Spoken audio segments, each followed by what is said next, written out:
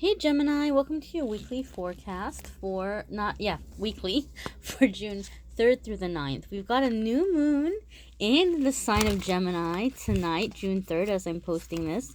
So this is going to be a really great night to go ahead and manifest some new things in your life, okay? And it's going to come in through air, through the mental part, through the brain. Gemini, you're very connected with thought. Let's see what is coming up for you, Gemini.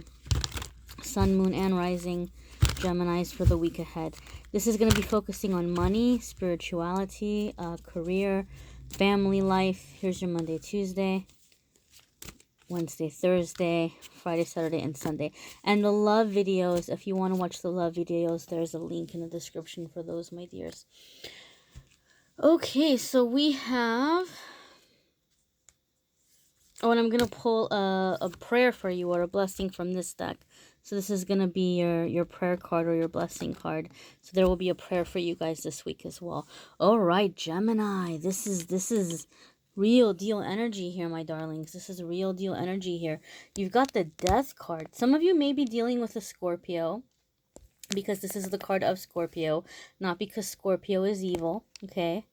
But because Scorpio is a sign of rebirth. It's something coming to an end. Some cycle is finishing, and then there's a rebirth. There's a growth that's coming out of it, okay? And many of you Geminis, for a while, this has come up in a lot of your videos up until now, have been going through a really significant spiritual awakening. Okay, those of you who are intuitive, you're connecting with your intuitive gifts more deeply.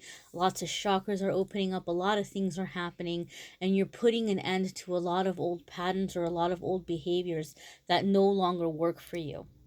Okay, and so a lot of you, as you are coming into the new moon in Gemini, and this new moon is affecting our thought process, you're having these little epiphanies, and you're realizing what is taking away your joy. And whatever it is, you're making big decisions in the coming week to where you are distancing yourself, or you're walking away from certain people or situations that have really been bringing you down and have really been holding you back. Okay, I even feel like there's like this abyss or this void that you just feel like you're constantly trying to fill someone or something up, and they're never happy. They're never happy. They're never happy.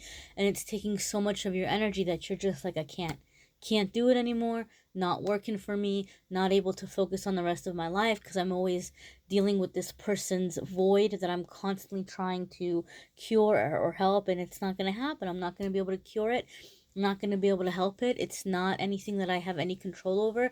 And so some of you are allowing a certain phase or relationship or situation to come to an end. And once you do, it's like there's this massive burden that's being removed from your shoulders. A massive burden that's being removed from your shoulders. If it is family that you are disconnecting from, this just came to me to say to you, if it is family that you are disconnecting from, you will know energetically if you're disconnecting from family energetically, because what ends up happening, and this happens with a lot of the energy healing that I've done on clients here in locally, you will begin to feel drainage in the sinuses. Sometimes it can be in the throat, like in the sore throat. It could be ear aches. It could be like coughing, sniffling, cold like symptoms. But usually when there's an energetic separation from family, we feel it in the sinuses. So like the nose, the ears, the throat, like all of that, kind of like when you get a cold, like those areas begin to kind of just act up. If you're releasing things that are making you angry, then you may feel things in your in your abdomen or in your belly. It's going to be different for different people. Some people get a really upset stomach if they're releasing anger and resentment or stress or things like that. So some of you may even kind of feel like you're coming down with something. If that is the case, absolutely please go to a doctor. Make sure there isn't something medically that's going on or something medically that is wrong, you know. But sometimes it could be energetically that you're releasing. I'm not one of those energy healers who's like, you know, gonna tell you not to go to the doctor and to just like, you know, eat some vegetables and call it a day. I think vegetables are great. I think energy healing is great, but you know, you gotta keep up with like a trained doctor as well. So yeah, so some of you might be feeling things in the body.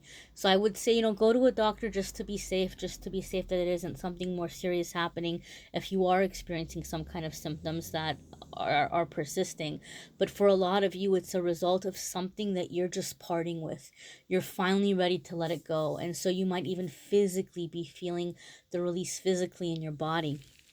This is a major arcana card, so this is like a significant crossroads for you. It's going to lead to really big things for you down the line as you're having this release.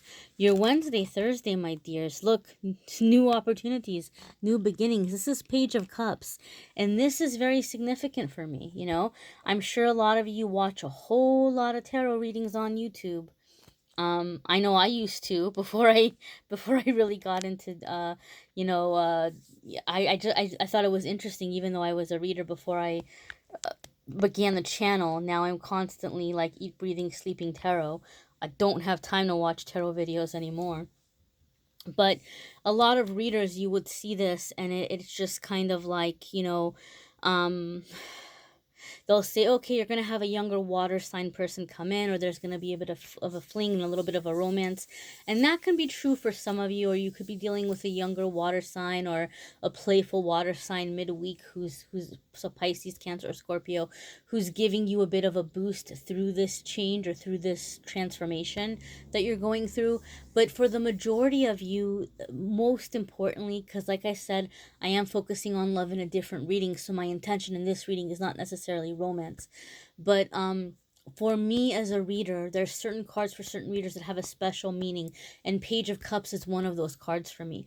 Page of Cups has a very special meaning for me. When I see Page of Cups, it tells me that somebody's heart chakra is beginning to open up, Gemini. This makes sense to me, because you're going through a transformation. You're distancing yourself from the people or the things that have been bringing you unhappiness. And it's like your heart is finally feeling safe to open up and to feel. And so as a part of this, some of that can feel very intense for you. So keep this in mind and be gentle with yourself. If you're feeling emotional, especially midweek, don't get too worried about, oh my goodness, what's happening with me? Am I losing it? Your heart chakra is opening up. And in the beginning, when your heart chakra opens up, you can find yourself becoming emotional at the stupidest, silliest things. It's temporary. You're not going to stay this sensitive. So don't let it scare you and don't let it freak you out. Like, I'm serious. You can be like hyperly sensitive. I remember years ago, the first time I even encountered anyone that did energy healing, and they did energy healing on me, and they specifically opened up my heart chakra because I was very closed off in the beginning of my journey. And after the session, I stopped by Target, and it was around Halloween, and they had all the pumpkins in the bin to like carve them out for Halloween. And I started crying. I swear to you guys, I started crying because I was so sad that somebody took these pumpkins, that they were just happy in nature on the vine, and somebody plucked them and is gonna like stab them with knives and carve them up. I started crying for the pumpkins. Like, seriously, like I was so upset. And then I was like, oh my goodness, that's it, I've gone crazy, I've lost my mind, I didn't know what was wrong with me. And it passed. I was like, okay, maybe I'm just really emotional right now, maybe I'm just very tired. And it passed, and now I can walk by pumpkins and not cry. But I'm just giving you an example that something very small might set you off, and it might freak you out. Don't let it freak you out, okay? You're just very emotional, so it might be a good idea midweek, guys, to avoid any big discussions or conversations that are going to make you upset or make you emotional or give you a hard time. Maybe it's good to just kind of do things that are relaxing for you. Go to bed early. Get plenty of rest, you know, just do things that are soothing and stay in the soothing energy. Maybe take a nice bath, or, you know, read a book, or just listen to music that's very soothing to you. Be around supportive people. But anything that you feel like is going to become an argument, or upset you, or make you cry, avoid it. Or even, you know, it might not even be a person. Like maybe watching the news could be too intense for you, or whatever it might be, you know. So just go ahead and do what you can to keep yourself in a relaxed environment. You know, stay away from anything that's causing you to be upset, and things that maybe don't normally upset you might be upsetting you midweek because of this heart chakra opening. Don't worry, it'll balance out. You're not going to be this sensitive forever. Just be aware of it, my darlings. So, oh, your Friday, Saturday, and Sunday, you've got Queen of Cups. So whatever you're going through emotionally, you are going to have a very strong support. And again, for many of you, it will be through a water sign, because Queen of Cups is going to be indicative of a water sign female. Typically, it can be a man who has very feminine, nurturing energy as well, because let's face it, we can have masculine and feminine energy regardless of what package, you know, we're born into. But you know, you have this energy that's coming in of a very nurturing, soothing person. Some of you, this card is just a reminder to be more nurturing towards yourselves. Some of you, if you do have water in your moon or in your rising, you might be getting more in touch with your own feminine energy, your own nurturing side, your own expressive side. But some of you may be finding yourself turning to this water sign for guidance, for comfort, for help, for a shoulder to cry on. This could be someone who's very spiritual. Oftentimes, Queen of Cups is seen as very intuitive. Some people even argue that this cup is her like scrying, or telling the fortune, or telling the future, looking in the water. So that's actually something that you might have not known about the image or the symbolism on the card. So yeah, some of you may be seeking out this person to kind of give you guidance, or somebody who's very intuitive, who's going to be helping you in some way. But the Queen of Cups, when we see her, it lets us know that it's time to be nurtured. It's time to be loved. It's time to allow ourselves to receive, especially if you're a Gemini, where you always feel like you have a lot to prove. Like you feel like you've got to be the smart one, or you feel like you've got to be making a lot of money, or you feel like you've got to be the sexy one, or you feel like you've got to be the funny one, or, you know, whatever it is. Some of you might have a lot of pressure on yourselves to appear a certain way. And so this is just, Queen of Cups is like, this is me. This is who I am. I'm perfect the way I am, and I'm going to love myself and be good to myself because I deserve it as I am in this moment. Okay, so it's that kind of energy for a lot of you as well.